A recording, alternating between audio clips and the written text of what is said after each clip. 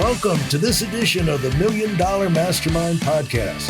This is where we pick the brains of high achievers from all walks of life and get their hard-earned, real-world insights on winning. I'm your host, Larry Weidel. Larry, in regards to we're halfway through the year, a lot of not to date these things, but a lot of people like to set New Year resolutions, things of that nature, goals for quarters, goals halfway through the year, monthly goals. You're obviously somebody who has a very clear and direct purpose. That's obvious. At the beginning of every year now, what is your goal? Does it change at all? Is it more personal? Is it more professional? As time goes on, has your mind pivoted to other things, do you think? I think it's different. Depends on where you are in life and what your situation is, what your responsibilities are. And there were times for decades where I would run organizations. And what I would do is my number one thing was to make sure that I wasn't the one that limited what we did the next year because of my limited thinking. So I'd always wanted to have the biggest possible conceivable goal to kind of challenge everybody with, to get them excited, to keep me excited. But I think for a lot of people, the standard thing with the New Year's resolution is great. But on the other hand, I would say, why are you waiting till then to do it? You should already have your resolutions. Why would you wait till January 1st? Why would you wait, period? And I was always starting to think about the next year. The end of October, 1st of November was always the most depressing time of the year for me because I would look at what I expected to happen the year before. No matter how great it was never up to what I expected. And so it's like, okay, next year we got to really get it. But I'd be working for 2 months to get the plan in place, but I wouldn't be just planning for 2 months. I'd plan, I'd set things up, I'd get contests, I'd get new materials, new game plans, new training programs. And so that when it came time to launch, we'd have a warm-up meeting in December saying, here's what we're going to do when we launch. And when we launched, it was a matter of executing the thing and not like January 1st, what should we do? And so I would say, as you get, it's like Bill Gates, when he was running Microsoft, he was doing those kind of things. But there came a time for the last 12, 15 years or something, he's retired from that executive role to where he's working with a foundation. So now he's chairman of the board with Microsoft, but he's not in there making the game plans and the executive type goals and strategy, what we're going to go for. He's working on other things in another way, and he's doing the similar type thing, but he's doing in the charitable type things. And so if he's doing a good job, or if he's saving mankind, or if he's a demon from hell, you get the whole gamut of opinion about Bill Gates or anybody else out there. But I do know that he's out there trying to do something good in his opinion of what needs to be done for the world. And I'm sure he's very organized about it. But he's not running Microsoft the way he did. He's got other priorities. So as we go in life, as you get down the road, you get different situations and responsibilities. But personally, it's important that you have things you can control and you can make something big happen. And I certainly have those. And sometimes it's starting new companies, start working with, you have a subsidiary that now you're going to put a lot of energy into and spend your time over there. So it's always important to have something great that you're working towards. And I don't think waiting till it goes far beyond a New Year's resolution. Your New Year's resolution is like for people to know they're living wasted lives and they want to try and recover it by I'm going to lose 5 pounds in January or something. And then, okay, now I'm living the focused life. No, I think that's missing the point. But if they get a benefit out of it, God bless it. But I just think if you're going to live a super successful life, and I'm talking to you, you can't do childish things like that. That's for children. That's for mental children. Not to say there might be one thing in your life, that you have a genuine, but overall, you got to have all the plans, all the goals, all the momentum, all the schedules, all the support things, and you got to be rolling. And because anything you start takes a while to pick up speed, to get where you're up at full speed. And so we need to be going now, not to wait in January. Our one-time a sprint. This is a lifetime thing. You need to be thinking about what your lifetime goals are and lifetime purposes and what really fires you up and can give you the biggest satisfaction and payoff that would impact all the other areas of your life that are important to you. So that's when I just kind of roll my eyes when I hear New Year's resolution is like, baby's got a resolution. Good. No offense, everybody, but huge difference in hitting the goal once as well and consecutively. I'm a huge sports fan, for example, and something that I love is obviously watching the entertainment aspect, soccer especially, but it's that consistent serial winner aspect where you listen to them talk about interviews where even post-retirement, and they're like, did you enjoy the win? Did you enjoy those trophies? Yeah. No, of course I didn't. I was thinking about next season. It's completely not even a thought. It's just on to the next goal. Yeah. The thing is that there's a maturity that comes in over time, but that's one thing that works against. I really think that works against continuous success. You never give yourself a chance to enjoy the success you had. You need to do some celebration. There was in biblical times. I mean, they had 7 festivals during the year. Feasts. These suckers did festivals up and down the butt. I mean, they never stopped with a festival because they were thankful for the harvest and they were doing this and they would take time in the family, go to this. And I just think all of that stuff is great and that we should be doing more celebrating and enjoying and doing something when you're celebrating other than getting drunk, you idiot. You know what I'm saying? It's just like celebrating, enjoying is not having an occasion to go get drunk. It's like do something with the family, go to somewhere, refresh and recharge. Because one of the keys to consistent high level activity is you recharge and regenerate the body. It's like I used to do this with people. You know, in our business, it was always recruiting. You know, if you're in the people business, you're always trying to recruit. And if you're trying to grow, you're always trying to recruit and train and develop people. And after a period of time, you have attrition. Any real estate company, any financial company, any kind of company where there's people, you have attrition. People fall off, they age out, they retire. And teachers in a teaching system, you got certain teachers are going to retire, not get sick. They're not going to be back. So you're always recruiting. And so in the financial services, we're pushing recruiting all the time. And so, especially if you're trying to grow fast and open up new offices and things like that, the more people you can get recruited, quicker you can train them, the quicker you can have some stars develop. And so we wind up talking about recruiting all the darn time. And so when I was talking to manager, I said, when do you talk about recruiting? They said, all the time. I said, in the morning? Yeah, in the morning. At night? Yeah. And I said, yeah. I said, now what I did is this. I started off, Joe, every month, maniacal about recruiting. And it's like, Joe, how many recruits you get last month? Okay, you're going to take this month off or are you going to get more this month? Are you going to take a vacation? Because I know it took a lot out of you, Joe. And so it may be you want to take a breather. But I'm trying to put together my recruiting team for the month, and I need to know who I can count on.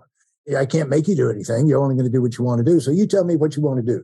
You want to keep going? You want to see if you can go from 2 or 3 recruits to 3 or 4 recruits, keep it growing up like that? Or do you want to just take a breather here and come back in a month or 2? Oh, no, I want to do it. Well, what do you want to do?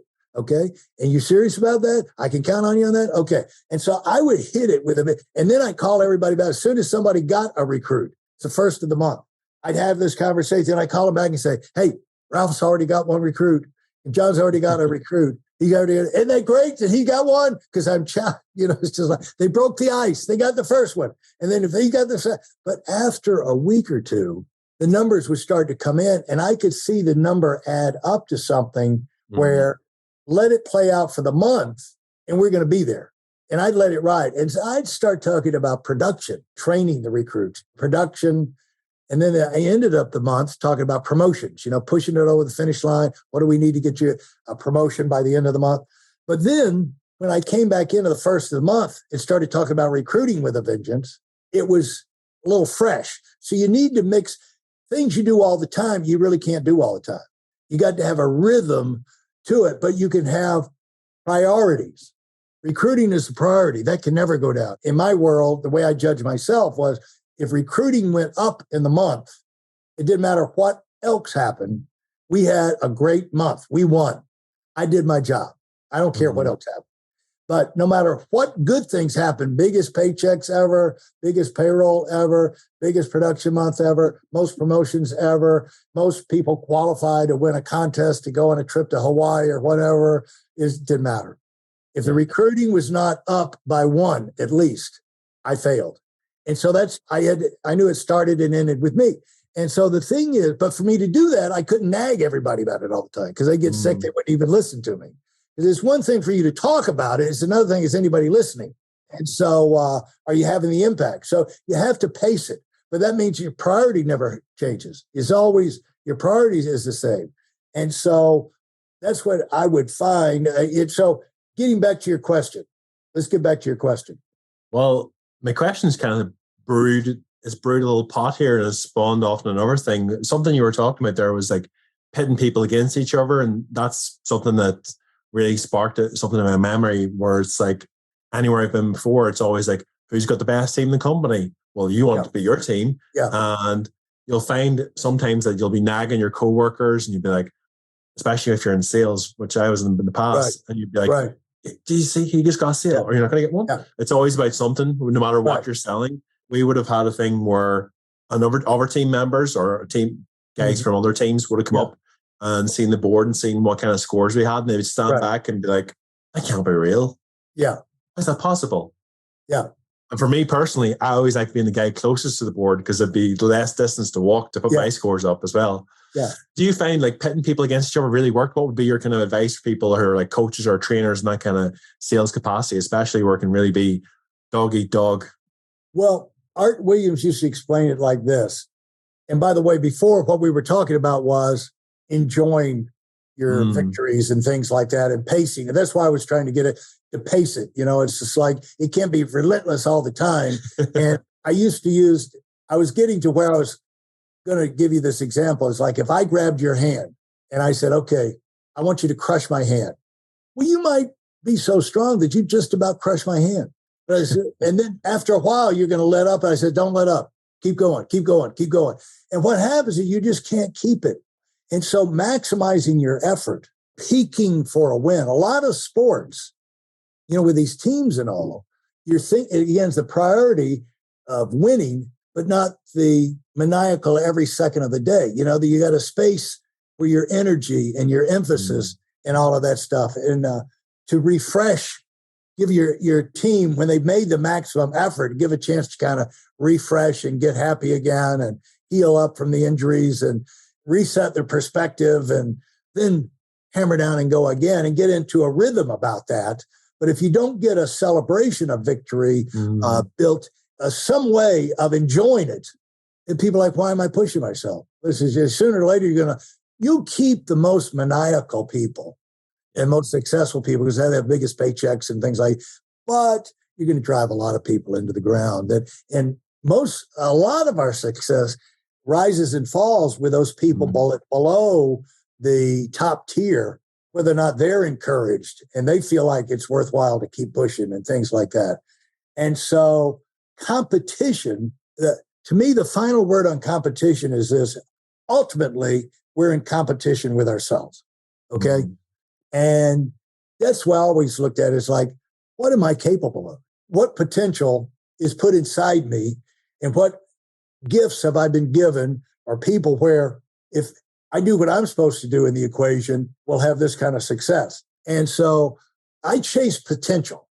And I used to tell people your biggest enemy is mediocrity and you settling. You know, the Bible says the heart is deceitfully wicked above all things.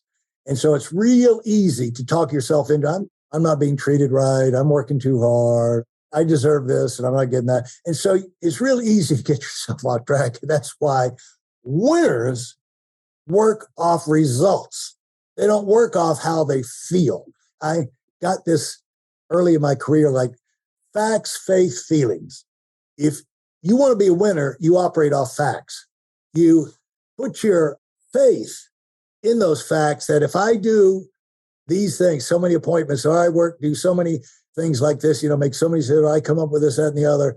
I'm putting my faith in facts. And then the feelings come. But the thing about feelings is they come and go. We can be all happy and laughing, and someone says one thing, then we're all ready to go to war over just instantly, something somebody does or say. So feelings come and go. And you're not going to have the consistency in your life following feelings. And so with us, it's not good enough, Joe, for me as your coach, manager, leader to say, well, we got Joe. He's a great guy, great potential on our team. And I know I can talk to Joe and say, Joe, you really want to pursue your potential. You want to be your best here, and I can just leave Joe alone. I don't need to micromanage. I can just leave him alone, and he's going to push himself as much as possible, and he's going to reach his potential. Wrong. Wrong, because he's going to be making excuses to himself and believing them. And to get Joe to perform, Art Williams had this phrase, he said it better than anybody's ever said. He said, competition is not always nice, but it's necessary. If you're going to bring the best out of people, you've got to set up competitive situations, short-term, long-term, simple, complicated, whatever. And you'll find almost invariably, people have been the most successful, they build the most successful teams, they're the most competitive internally. They've got contests for this, they've got content, they measure this, they measure what they do in an hour, they measure what they do the first Monday, what they get on a Monday. Is this the best Monday we've ever had? All kind of stuff like this. Is this the first day of the month we've ever had? But they get things down where they measure everything, so they know the numbers, but then they have competition off of those numbers. The important numbers, not just any numbers, but the important numbers, the numbers that drive growth, they measure them, and then they get competition on that. Like even you can have professional athletes. They're out there making millions of dollars a year, but then they'll have a little side bet, $5 with each other during the game, whoever gets the most tackles or the most this or the most that. And they will kill themselves to get that $5 off of their other friend, and y'all make millions of dollars, but it's just that $5 I want. It's the same thing with professional golfers. A professional golfer, I'm sure now things are different. There's different kind of guys, but for the longest time, a professional golfer could not play one hole of golf if there wasn't money on it. If it was $1, you know what I'm saying? You get Phil Mickelson, he just can't play. If there's not $1 on it, he just can't, his mind just goes somewhere. But it just kind of sets him up to concentrate. Is how he does. Doesn't have to be a lot of money. But that competition is not always nice, but it's necessary if you're going to bring out the best in people. For those of you who are sick and tired of fooling around and are dead serious about wanting to move up fast, I've got something especially for you. I've combined the best insights from over 40 years in business and making $70 million in income and compressed them into a free webinar. That's right, it's a free resource. If you want to find out exactly what the concepts are that I use in coaching $1 million earners, register now at weidelonwinning.com. You'll discover the 5-part framework used by so many to reach their financial, personal, and professional goals. You can find that link in this episode's show notes. Great stuff, Larry. In the spirit of 4th of July, taking us back on the path, how do you celebrate success? So you've hit your goals. Is there a particular time in the year? Like, is 4th of July your kind of holiday? Are you more of a Christmas guy?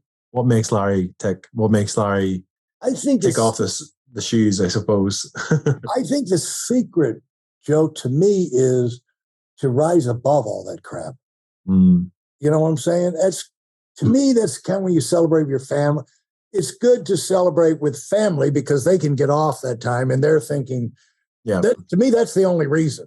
Holidays are normal day with me, because I set up my own schedule. If I want a holiday, a day off, I want to go a weekend off or a week, a month, I set my own schedule. But when it comes to families and doing something with families, then I might cluster it around those days. But I think that's for the masses. And the thing is, high achievers, if you're going to be different, that's for them. Those things are for them. They're not for you. Okay, I'm sure I'm going to get, it's not that we're better than them. It's just that that's for the masses. It tells them when to celebrate. It tells them when to this and gives a holiday off. And, regular. That's great, but that's for employees. That's not for entrepreneurs. That's not for people who run the world, because when you're different, you're different. And so now, depending on how you were raised and whatever, that might be a big tradition and you get together with the family on, yeah, great. But as far as me, I did it. Now, when we, the kids were growing up, we had Christmas traditions and celebrated that, and Thanksgiving. We had Turkey Tuesday, Tuesday night before Thanksgiving. Because on Thanksgiving, you go with a family down to see the relative somewhere. But on Tuesday night, we would have close friends in the neighborhood in, and we'd have a Thanksgiving Turkey Tuesday. And so we had the traditions there when the kids were growing up.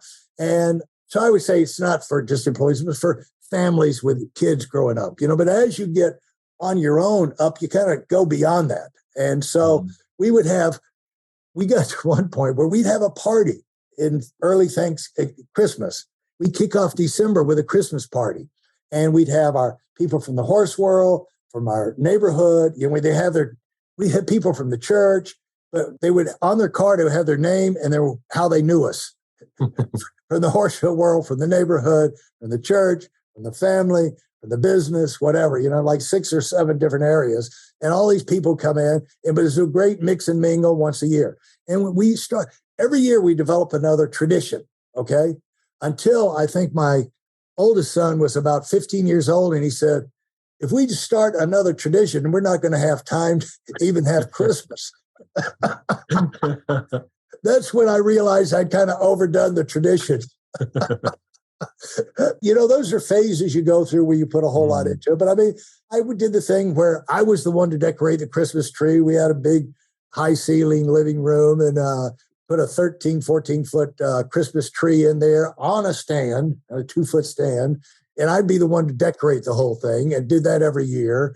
And so you have things like that, but I think you grow out of them. And over time, especially if you're lucky enough to live that long, but they're still important. And you still, certain times you'll go and do it. But I celebrate when I reached the point, Joe, where I wanted to celebrate all the time. So I wanted to live. I didn't want to go to resorts. I wanted to live in resorts. And so I got the place on the East Coast that I thought for me was ideal, which is Palm Beach. And one of the signs is there's a lot of billionaires live there, and a lot of boats and a lot of planes and people like that. It's like, well, I don't have to be a billionaire to live in the place where they chose, or to be a member of the golf club they chose to be at, So that's why I'm there. And then in Aspen has got more billionaires have homes on the mountains.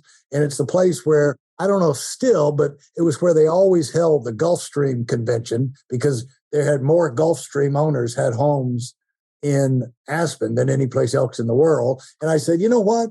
I used to ski all over the place, and Aspen was number one. So I said, I'm moving to Aspen. That way I go 3 months each place, back and forth, getting ready to leave next Tuesday for Aspen. But it's like, I wanted to live in resorts. I didn't want to have to go to a resort. And that style has worked out pretty well for me. And so it's kind of like the whole year's a holiday in a sense. And so to me, that's how I look at the celebrations. And every now and then you get the whole family together and you go somewhere to a trip to New York or wherever. But basically, that's how I look at it. Are there any traditions you keep for just yourself, or anything like, obviously Jordan has cigars. What does Larry have? The traditions I have for myself are the activities that I like to do. I've got the best cameras for if you're not in a studio where you have medium format and you have where it's really work. But to be able to carry cameras around, I've got the 3 Leicas, the M11, the Q. I'm selling the Q2 so I can get the Q3 and then the SL2, which all of this is Greek to everybody. But I've got the finest lenses, the finest cameras. So when I want to take pictures, that's one thing I indulge myself in. The other thing is I live in Aspen, and you can ski in the greatest mountains in the world and spend my time there. So that's how I kind of indulge myself. I got a ski locker right near the gondola. That costs money. And everything, it's scary how much money everything costs. But, you got to spend it on something. And so I've got the golf clubs, golf memberships that I keep up. So those are some kind of traditions that I keep up that allow me to have a lifestyle that's all year long, not just on a holiday or something. Because I don't like coming back from holidays too much. I like to stay on holiday. Awesome. Larry, just kind of the last couple of questions regarding the podcast itself. If you could have one person listen to your podcast, who would it be? I don't know. You're doing pretty well now, Joe. I don't really have, my boys know everything I know. They've heard me talk enough. So I just want the people who are on the way up to listen, have access to it. And as much or as little as they want to listen to it. I mean, follow your own instincts, but when they do listen, I want to make sure that they're glad they did. And so I don't really think in terms of one person like that. Maybe I should, but nope, because most of the people around that I know pretty well listen anyway. So let's see I just can't think of anybody. I'll have to pass on that one, I guess. We can talk about it more off air. And then looking ahead, Larry, what's coming next for you? What can listeners look forward to as well? What I'm looking forward to tomorrow is a great day painting in the studio. We just had a great day today and went over to the framer and took about 50 images over there and ordered frames. And I got the photographer coming in. And then I'm looking forward to packing up and going out to Aspen on Tuesday. And so every day is a new adventure. You know what I'm saying? It's like, I got some of my staff down from Atlanta out to help in the studio. I got my assistant from Miami in here, going to be here Saturday and Monday. And so, yeah, it's just every day is like a holiday. It's like I'm doing what I want to do. It was like, I enjoy this. I do things I enjoy being productive. Like Arnold Schwarzenegger has a thing on Netflix right now, and he said his father was in many ways a sad, beaten, miserable guy because of with the Germans, and they got beat, and he's drunk and he just never got over it really. But the things that he told Arnold, there were a bunch of good things that he was raised with. But one thing he said, his father always told him, always be productive, always be productive. And like you and I both know, when you accomplish something, you create, like in painting. It's amazing the satisfaction. I think Jim Carrey said, he's an artist. He said, I can go in and in 2 hours, I've created something that never existed before. And that gives you a certain satisfaction. And so I do, or taking pictures. So when you go to a place, Joe, you have a purpose. I'm going on a trip. If I'm going to the Alps, I'm going to the Alps to take pictures. I don't paint outside, so I'm not one of those guys, but I'm going to take pictures. And so any place I go, it's to capture some magic or something like that. And so in my business, we have a call every Monday morning at 9:00. And we talk to the best and brightest people in the company. We've done that for this 13th year. And so that's amazingly rewarding, that thing. So to me, that's like being on vacation. I can't think like laying on the beach in a hot sun on a towel. Why is this fun? Or are you laying in a pool and you have grease? I've done all that stuff. I worked at pools and everything growing up, beaches and pools and stuff like that. It's like, that's not fun. And so I like doing stuff. I like accomplishing things, being productive. So to me, that's what I look forward to every day. Brilliant. It's kind of like the thing you say, Joe, if you had 30 days to live, what would you do? Same thing I'm doing now. Same thing I'm doing now. I wouldn't really give it a thought. Might run around and see a few of the relatives, but a few of the friends. But other than that, what would I be doing? Same thing I'm doing now. And so it's a great way to live, really. Magic. Great stuff, Larry. Yeah, it's the payoff for working hard and dealing with the things, you're dealing with in your 30s, and to putting yourself in a position to where it's worth it, rather than you go out there and you have all these accomplishments and you're a miserable drunk in your latter years, which is because you didn't think it through. It was like, where am I heading? You need to be thinking about that all the time. So anyway, yeah, it was fun talking with him. Well, Larry, absolute pleasure. Thank you very much for your time today. Great sentiments to end on, I think, as well. So listeners will definitely be able to take some actionable insights and a little bit of fun for the holidays from that too. Yes, sir. Yeah, I hope so. We all need to be grateful for our freedom. It's hard fought and we're not guaranteed. So every day we're free, we need to be grateful. So I would say that. Excellent stuff. There we are, folks.